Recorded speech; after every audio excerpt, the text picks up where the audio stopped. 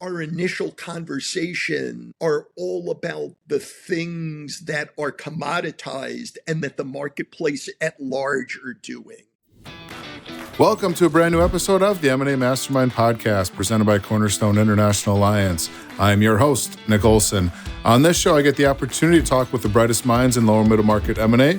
Together, we discuss industry intelligence, deal management, shared successes, specialized expertise, and much more. If you serve the small to medium-sized business owner, this show will offer you tactics and insights you can use and implement now to become a master in M&A. Hello, everybody. Welcome to a brand new episode of the M&A Mastermind Podcast. My guest today is the founder of Levy Innovation, a firm that helps organizations and thought leaders differentiate themselves by what he calls a big, sexy idea. The ideas Mark and his clients have created are known worldwide by hundreds of millions of people.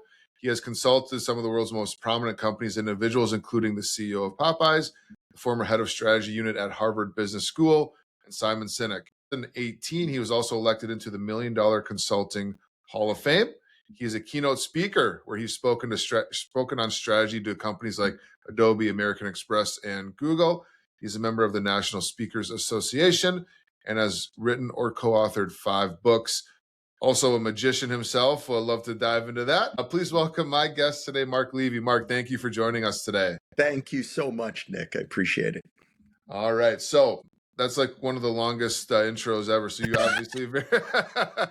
And you cut it down. It's probably not even a quarter of what I could have said. Right. Exactly. But yeah, really looking forward to our conversation here today. And so just for our listeners' purpose, that was a brief introduction, but tell us a little bit more about yourself and the great work that you do.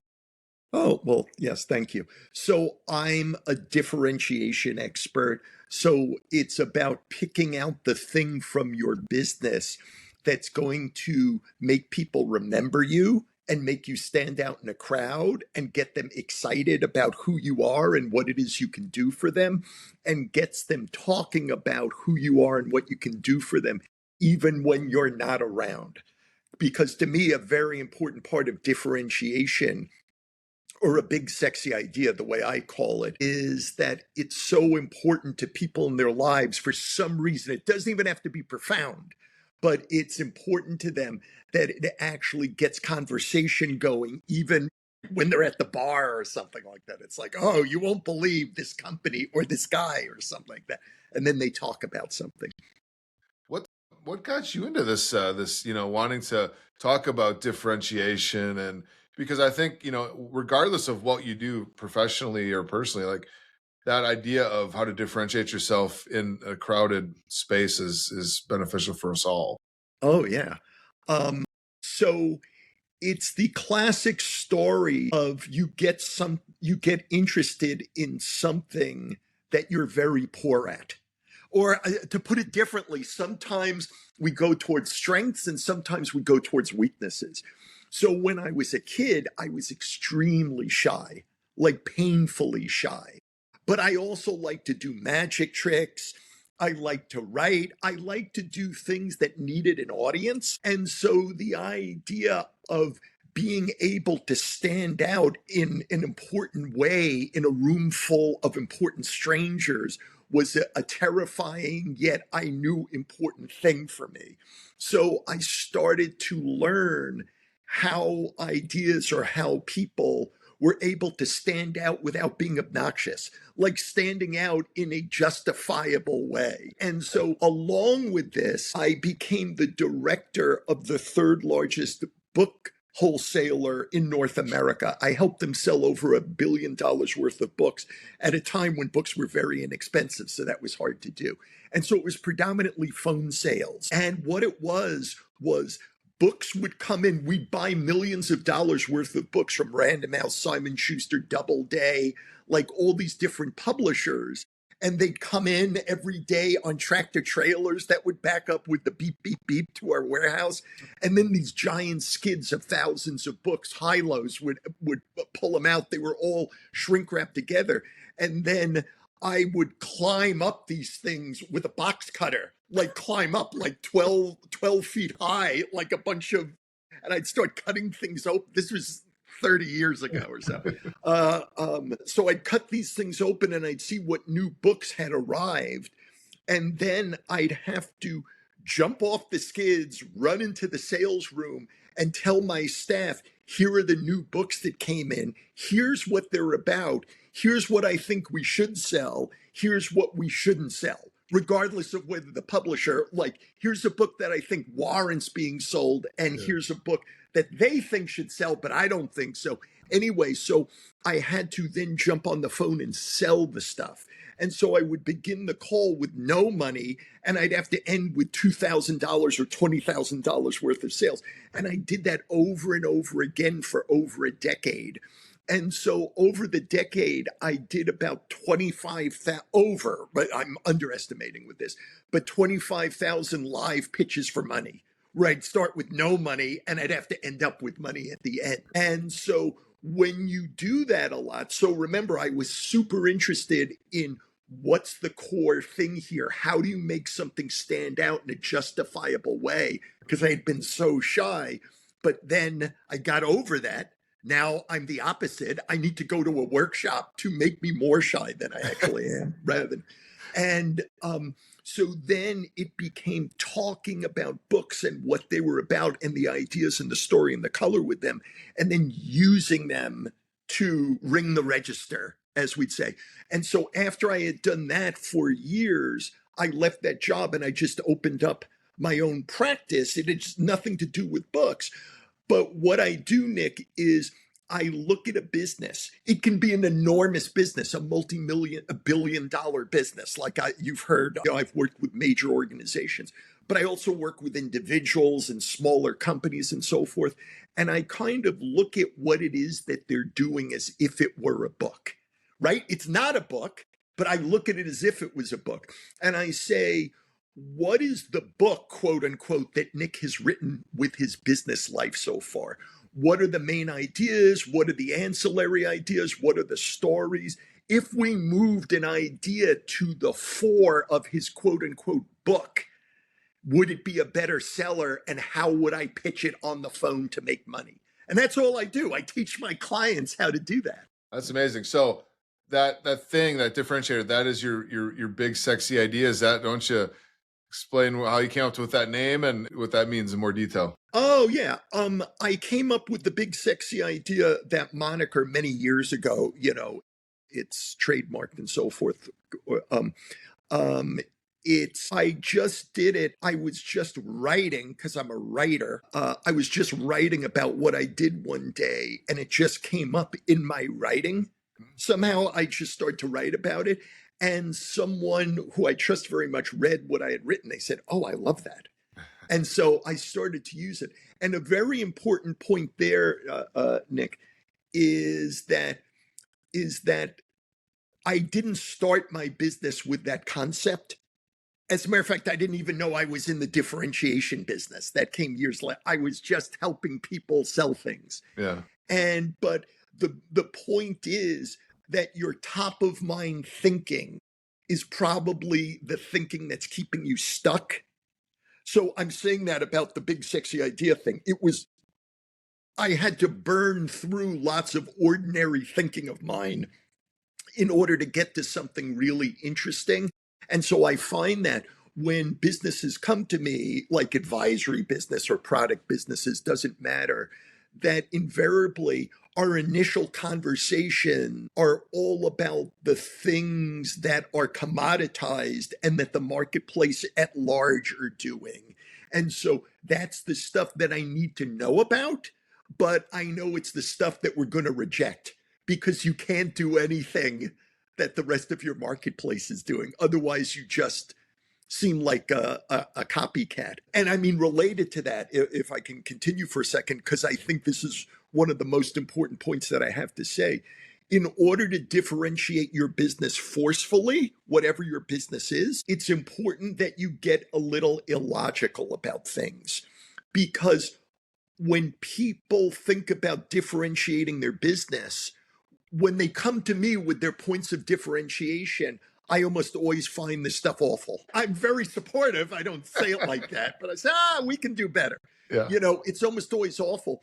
And it's because people have tried to stay too logical that they haven't done this intentionally, but they're essentially saying, we need to stand out. Let me look at what the marketplace says is important.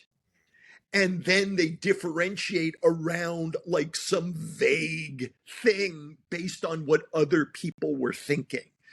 So like if they released a product that's red, we're going to make ours blue. Or if theirs is 500 horsepower, we'll make ours 600 horsepower. Like it's some vague thing that's not memorable at all. That it's essential that you go way beyond the confines of what your industry is. A quick story to illustrate this point. It's a product story, but years ago, there was a soft drink company in Europe, and they were a cola company, and they wanted to come to America and rival Coca-Cola. This is like 15 years ago or so. And so they came here, and before they released their cola in America, they had a blind taste test done by an American company. And the American company said, we've been doing this for 10 years and we've never seen a product test so badly as your product. As a matter of fact, here's a Wordle, here's a word cloud. And as you can see, we did it with lots of people. The most common word that came up about the taste of your cola was the word disgusting.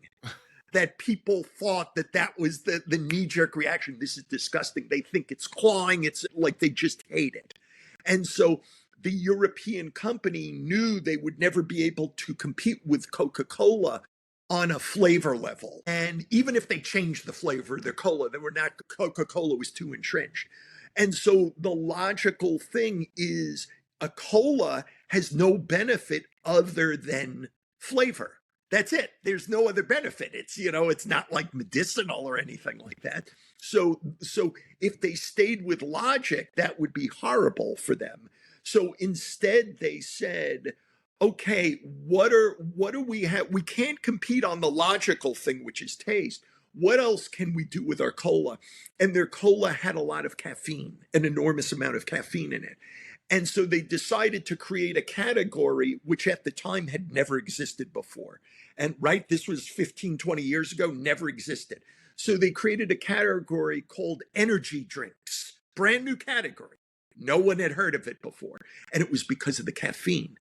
And they said, let's change the name of our cola to something that goes along with energy drinks. Let's call our cola Red Bull, which in bullfighting, that's when you stab a bull and it's still alive and very strong, but now it's seeing red. It's really angry. So it's at its most volatile. So let's call Red Bull. Let's not serve our cola in 2-liter containers because we want to get the idea that there's so much power in this that's like nitroglycerin.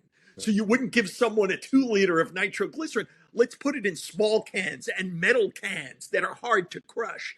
And let's talk about like the idea that you fly from this. Let's say Red Bull, it gives you wings. And as a matter of fact, let's not sponsor standard things like football and whatnot. Let's do extreme sports. And we'll have our own extreme sports tournaments and magazines and so, like cliff diving. And as a matter of fact, let's do publicity stunts. But like skydiving, that's old hat. Let's have someone skydive from outer space.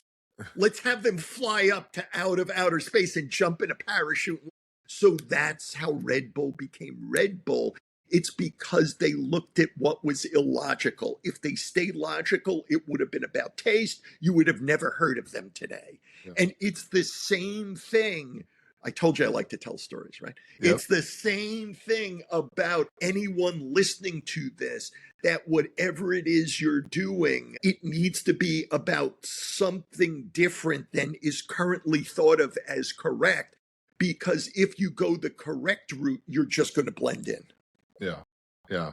That's an amazing example. As you're telling the story, I'm like, I bet it dawned on me, like the taste, the energy, like, oh, I know exactly what he's talking about. Red Bull. Right. Well, and look at like how drinks like 5 Hour Energy, Like that was their way of trying to cut into the Red Bull market or so. Like they were kind of saying, like, you're going to have energy, but it's going to be contained.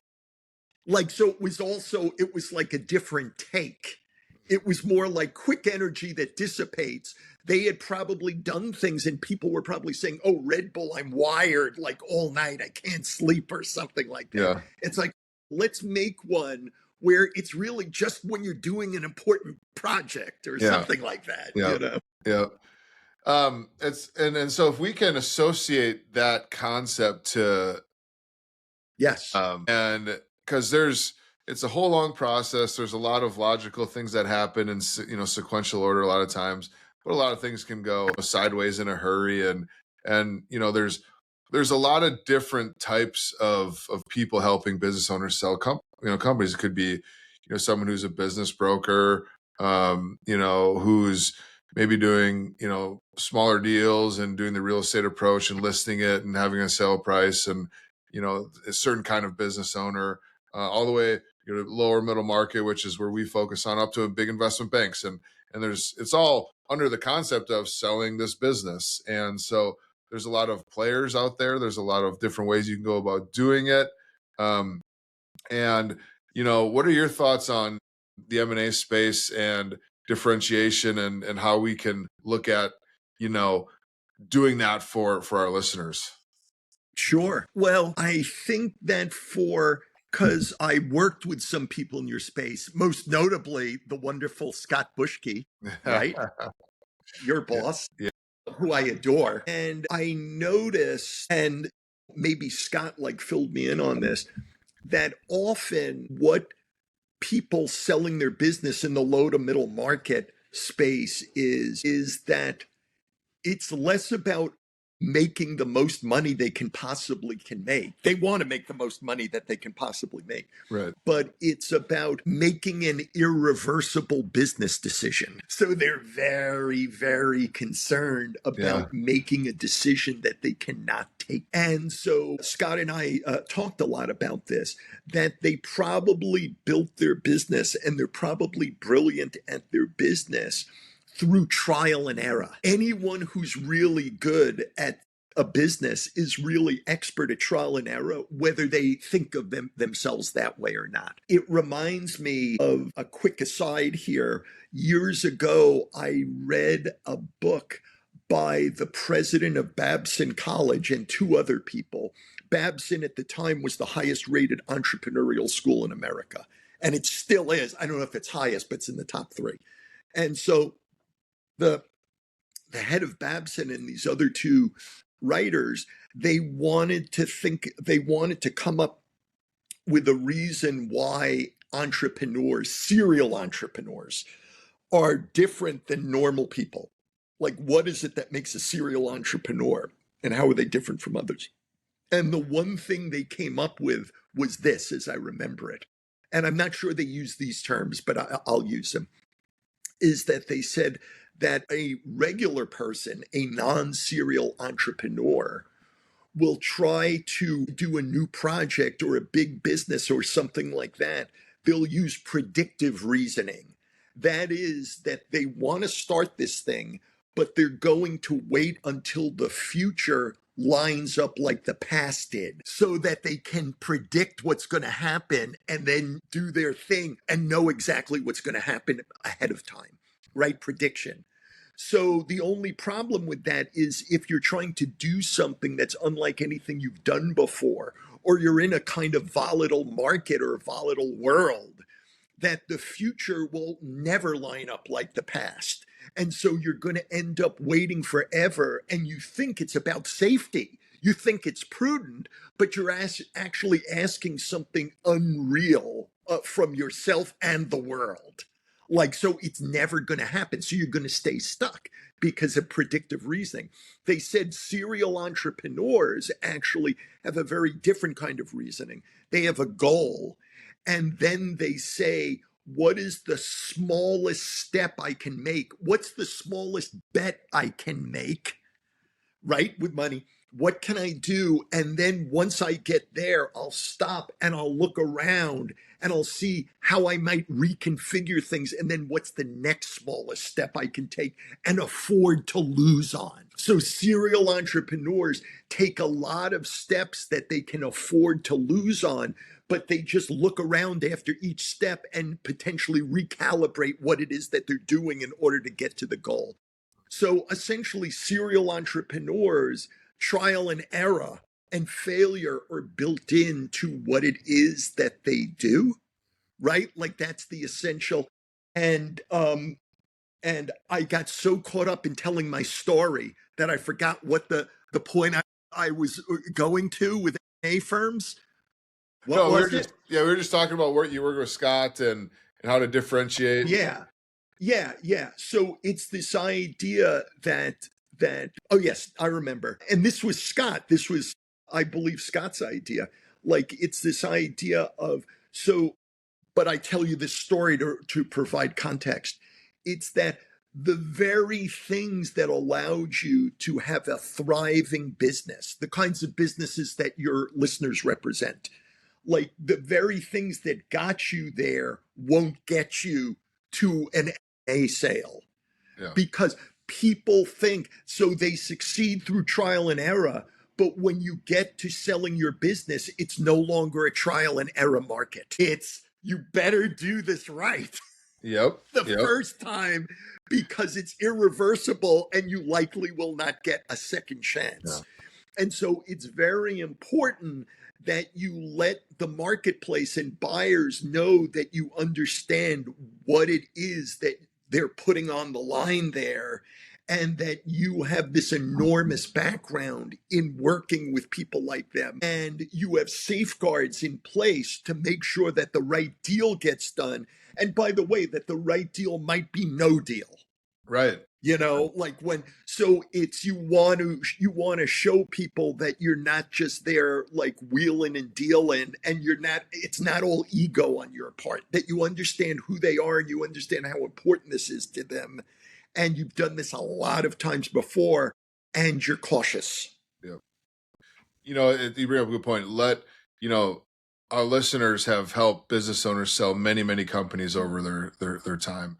And let that be the trial and error that a business owner goes through, and not, instead of you as a business owner trying it yourself, or, talk about the unsolicited offer. What do I do with this? You want to do it right. So work with someone who's done a bunch of these, who's kind of gone through that already for you. And it's going to be to your benefit to go through instead of going at it yourself. Well, and you just said like the unsolicited offer. So again, a great idea for people in your space is the idea of when you go to sell your own business, you might assume like things will present themselves to you in ways that seem familiar to you, but are not. They are tricks. Like these are landmines being put in your way. So for instance, the unsolicited offer. And then you can explain what the unsolicited offer often is, that it's not what it is you think it is. In the same way, there are other things that appear when you're trying to sell your business that appear one way, but aren't really that way. Right. And you still need to be hopeful for the people. And like, we're going to get this done. This is going to be great for you. You're going to love this. But understand that you need to recognize the difference between something to be excited about and to pursue, and something that's there strategically to knock you off your game. This episode of the M&A Mastermind Podcast is powered by Cornerstone International Alliance, where leading M&A firms come together. As part of this international network, you get access to global opportunities, over 200 M&A experts, enhanced collaboration and knowledge sharing, and some of the best M&A tools and resources available, all to help you take your firm to the next level. Ready to join this exclusive network? Visit cornerstoneia.com/new member today. And, that's and kind of going back to the question of just differentiation in M&A too, part of, Cornerstone International Alliance is we have 35 firms in our group. and they all run the same type of process in 35 different ways, essentially. And so there is a lot of variance in how, a person or a firm can, attack a sale or working with a client or things like that. What are some things that you've, and clients you've worked with or other things that would be relevant to, and are you talking about like you helping and we talked about, what you and Scott worked on, and it's this concept, this idea, this thing, this big sexy idea that you can go in on. And are you talking about like, we even talk about, keynote speaking, pitching your clients, putting your, you talk about how to talk about your company so people actually care. Right. And so are you saying like the big sexy idea is kind of the thing that all of your pitches, your speeches, your branding, your messaging goes around? It's the thing that's going to get your foot in the door. Okay. So last year I did a TEDx talk with over 1.2 million views. So it's done very well. It's called Using the Obvious to Stand Out in Life and Business. And one of the things that I talk about in the TEDx talk is, and then I'll relate this to what everyone's listening. At first, it's going to be, what's this have to do with M&A? But I talk about in the 12th century, they built a tower, and the name of that tower was the Tower of Pisa.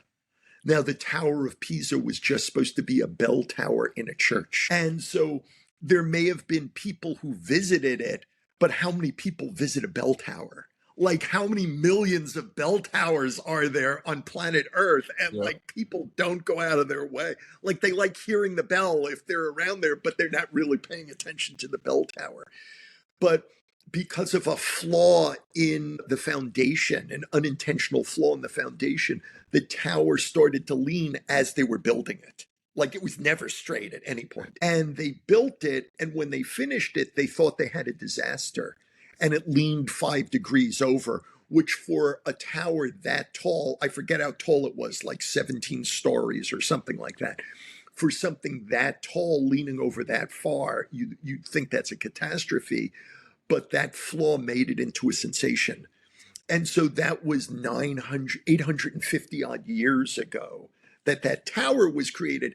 And even today, it gets millions of visitors a year and makes it gets thousands of visitors a year and makes millions of dollars still today. And that's because it was something worth talking about. Seth Godin, the wonderful marketer, calls the idea of being remarkable something worthy of being remarked upon.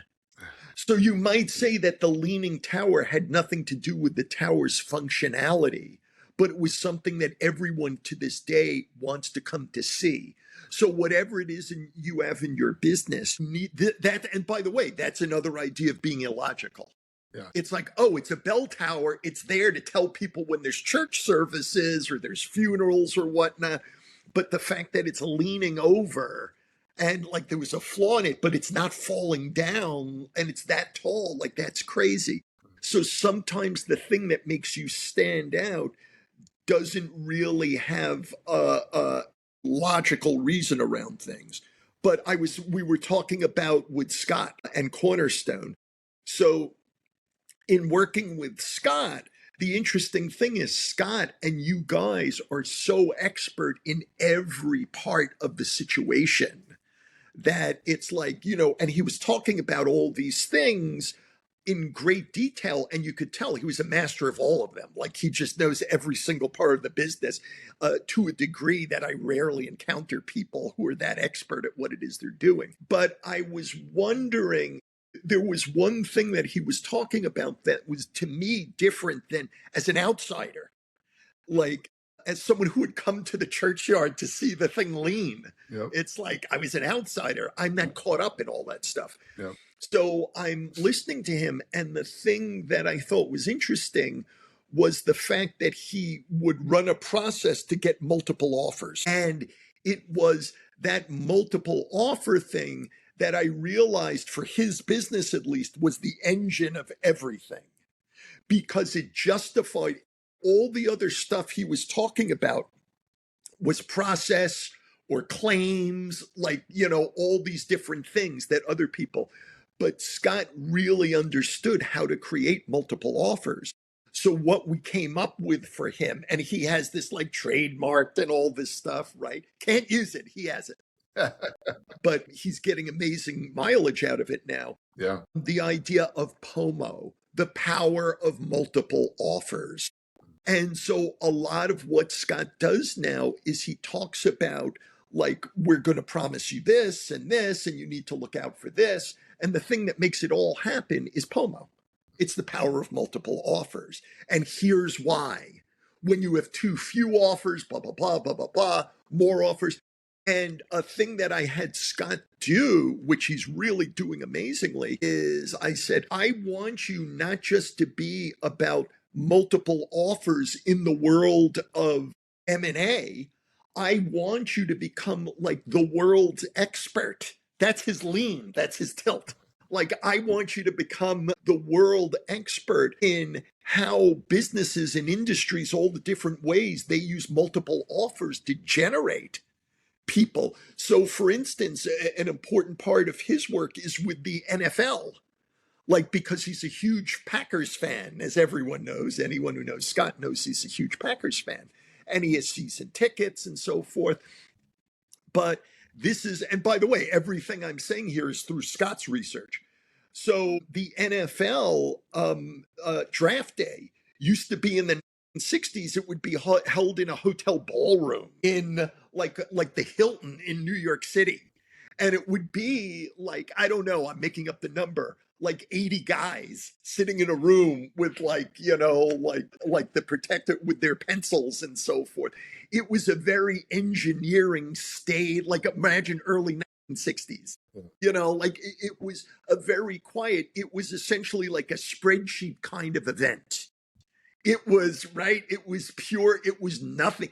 It would be like if you were doing your taxes. You would not think to have lots of people watch you do your taxes. Right. That's how the NFL treated it. It was like they were doing their taxes. It was not it was just a process thing. And then someone got the idea years later, why don't we open this up for bidding for different cities? Let's hold it in different places and let's charge for it. And so today, the NFL, I think the figure that Scott identified was that the NFL does something like they make $2.5 billion a year from the draft. Wow. Not from the NFL, just from that. So it's now their second biggest monetary draw from the Super Bowl. It's Super Bowl and then draft day. So they took essentially doing their taxes to making $2.5 billion a year and getting people excited by it and whatnot. So Scott is expert at how do you get that many people? How do you use a multiple offer format, do it? And so when he speaks to people in the M&A space, he has greater, right? He has greater cred with them because he can not only identify how it works in your industry, but the idea that he can tell stories and borrow strategies from other places to make yours even more robust. Right? Makes sense. So that would be a big, sexy idea. It's a big, sexy idea. POMO. Yep. Yeah. And so it sounds like you guys were working together. You had Scott just talk about what he does. You're listening for, things that you can kind of latch onto, or, this could be something interesting. And is that kind of how, obviously there's a lot more that goes into that, but is that kind of how, working with yourself, and is that kind of coming up with a big, sexy idea, that kind of the process?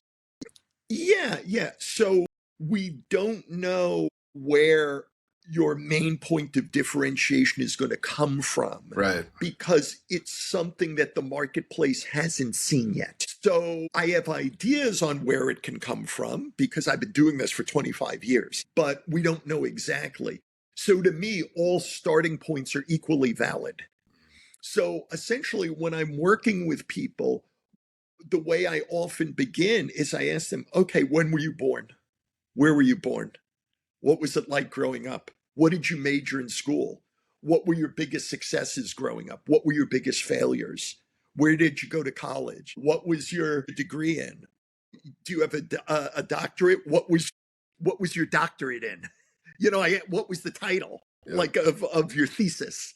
I'm not saying you need to have a thesis to differentiate, but I just ask all kinds of questions that take you very far afield. And it's like, how did you start this business? What is it? What was surprising to you when you started this business that you didn't? Because to me, it's very, very important to look at what's obvious, to look at stories, to look at surprises, because surprises are where the action is. Surprises mean that people's expectations were defeated. They expected things to go one way and they went a different way. And so I pay a lot of attention. I don't necessarily say this to people, but I'm always looking for something surprising. So it's like, what can clients do after working with you that they couldn't do before working with you? And we look over people's websites and we deconstruct them. Another example, I was working with a large client a few years ago, and we had already been working a month or 2 months on their stuff.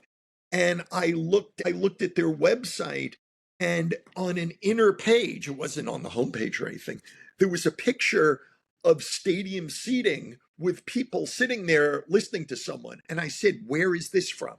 And they said, and I don't even remember which client it was or what it is they did, but they said, oh, well, that's from our corporate campus. That's an interior show. And I said, who are these people?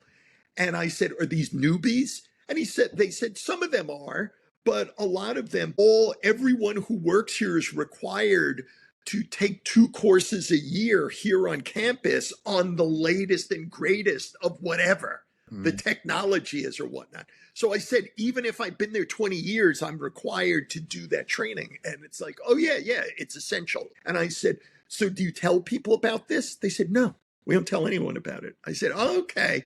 So you have a dedicated educational section, a training section in your organization, and every single person from the person who cleans the toilets to the C-level person are required to do 2 one-week training sessions there on what's new in the field and what's coming in the field and whatnot. I think you should substantiate that and tell that to people, that I think that they would find that of benefit. Does that make sense? Yeah. So what it is I'm saying, Nick, is very often, because we don't know exactly what we're looking for ahead of time, they're staying too logical. They're just looking at what other people have said. Mm-hmm. And so that would have been an example. No one in their industry had that training facility. So when they looked out at other people, no one else was saying that they train their people twice a year. Mm-hmm. So they didn't even think to say it. Yeah. I've heard you use the term illogical and logical and yes, a couple of times. And I think that's a great way to think about this whole thing is, if you're thinking logically, then you're probably, blending in. You're thinking outside the box illogically, right? You're going to differentiate yourself. Right. Well, and again, anyone listening to this, what you think of as logical probably just means it's the situation that you've inherited, that you've been told by other people, including people who are not as smart as you are. You have been told this is the way things are. And I'm telling you, that is not the way. That is not the way to go. Even if you try to kind of stay in a logical place, you need to approach it with a different kind of color. I mean, here's the thing. Even when your clients, they are not totally logical either. Like all human beings are illogical, like, confirmation bias and all these different things, that we think that we're being very, very logical and scientific about things. It's just often we just do things based on preconceived notions and dominant ideas that we've come to believe or whatnot. So know that your clients are not measuring things too carefully from like a scientific, so they might hire you, they're going to assume that you're competent to begin with. They need a little substantiation of that, but they assume that if you've been in business for a while, that you're competent already. And it might be some like small piece of color that pushes them over the edge in using you over using someone else. You know what I mean? Like a sports team you like or something. Yeah. Like it's just like I just know that's like I remember when my wife and I when we first were married, one of the reasons why we moved into the first apartment that we moved in, it was a rental, was that there was a super cool outdoor sculpture across the street from it. And I just remember saying, great, I want to be near that sculpture. Let's take this apartment. Yeah. You can say that's a stupid reason to take an apartment, but I'm telling you, right, that's what happens all the time. The car you drive, you are probably driving it for an illogical reason. Like I could almost guarantee it. Mm-hmm. You know, like for instance, I only buy Jeeps. And one of the reasons why I love Jeeps so much is because I grew up in the 1960s. So I'd watch TV shows like Rat Patrol and I'd watch movies like Patton and whatnot. And they were doing all these amazing things on the battlefield. They were chasing Rommel and they were doing all these things. And they weren't doing it in like a Chevy Impala. Yeah. Or they weren't doing it like in a Cadillac. Mm-hmm. Like Patton was not standing up in a Cadillac addressing the Third Army. They were in Jeeps. So like to me growing up, like a Jeep was this heroic car. It was an indestructible car. It could go up and down sand dunes and whatnot.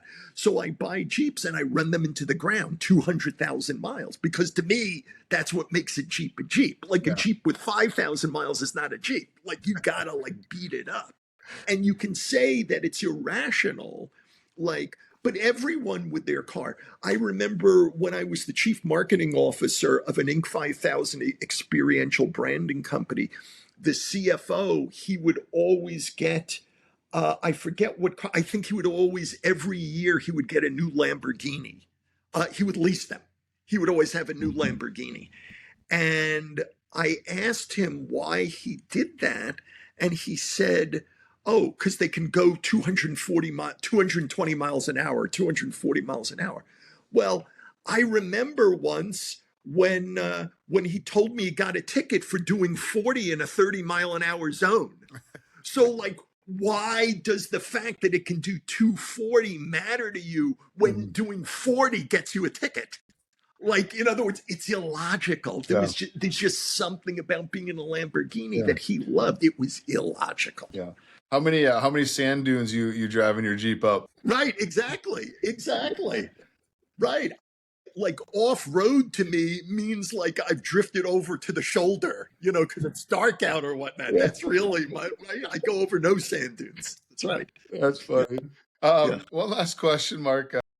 For you. And so we talked about, you know, the big sexy idea, differentiating yourself, thinking illogically to help, you know, stand out. Why, you know, would you recommend our listeners think about this concept? What's it going to do to that for them and help them? And what can, you know, what is the why as to, you know, what they should do here? Yeah. Well, differentiation, I'll put it bluntly. Anyone listening to this, you have no choice but to differentiate. There's over 8 billion of us on planet Earth. There are tens of millions of businesses or hundreds of millions. And every day we hear hundreds of marketing messages each and every day, day after day after day. So there's a lot of competition for people's attention. Differentiation or standing out in a meaningful way to someone. If you're doing well now, that's not going to continue. Like as more and more marketing and businesses and like these personal brands appear, you're just not going to have any option. And again, I had mentioned Seth Godin before. I think this is another Seth idea. It's the idea that all the boring spots are taken. So if you try to stand out by just doing like their you know, box is red and ours is blue, that's boring. No one is going to be talking about it. So you really are going to have to create something that actually sticks with people and makes them want to have a conversation about you and what it is you do, even when you're not around. And that's how you're going to get business to come to you. Yeah. I mean, you think about you're pitching a business owner and they're bringing on 5 other firms. You're all pitching for the same thing. how are you going to differentiate yourself, amongst those 5 other firms? And that's kind of where you're talking about, like, come up with this concept. What's, there when they're going to remember you when you're not in the room, kind of thing. That's right. That's exactly right. It's like if you don't have a genuine way to stand out from those 4 other firms around you, and I mean a way that makes sense to the customer, Right. then, and don't snow yourself. Like I find that people sometimes they inhale their own fumes, as they say, and they come up with these points of differentiation, and they're not real. Like I have a background, like I've had to be in places to create differentiation in hostile environments where no one has a reason to be nice to you. And so it's the exact same thing. You really need to look at the work you're doing. Like imagine no one knows me whatsoever. What's going to get them excited about speaking to me, even if they have no predilection to want to know me to begin? Yeah. And that's, and so if, where can our listeners learn about you, Mark? Where can they find out about, and how can maybe they connect with you to, maybe they want to start this conversation? Oh, thank you. Yeah. So my website is levyinnovation.com. That's Levy innovation with no S at the end.com, or Mark at levyinnovation.com is my website. And I'm happy to talk to people, like have a Zoom call. And it's more that I'm listening. Like if you call me, I'm not going to do much selling, but I am going to ask you questions, and I want to listen very closely to the goal that you may have, but you just don't realize it. That sounds amazing, Mark. Thank you so much for joining the show here today. I've learned a lot. You've piqued my interest. Maybe you and I got to talk offline too. That's awesome, Nick. Thank you. And thanks everyone for listening. I appreciate it. Make sure to like, share, and comment on this episode. Pass it on to anybody who think might benefit from our conversation, which is probably everybody, because we all can differentiate ourselves. And make sure to subscribe to our YouTube channel or wherever you listen to podcasts. Make sure that you get those notifications when a new episode is live, which is typically every Thursday morning. Until next time, everybody, take care. Thank you for joining us on this episode of the M&A Mastermind Podcast, and a special thank you to our presenting sponsor, Cornerstone International Alliance. If you enjoyed today's discussion, don't forget to like, share, and comment. We'd love to hear your thoughts. Make sure you hit that subscribe button so you never miss an episode. We'll be back next week with more insights, strategies, and real-life experiences to help you take your M&A game to the next level.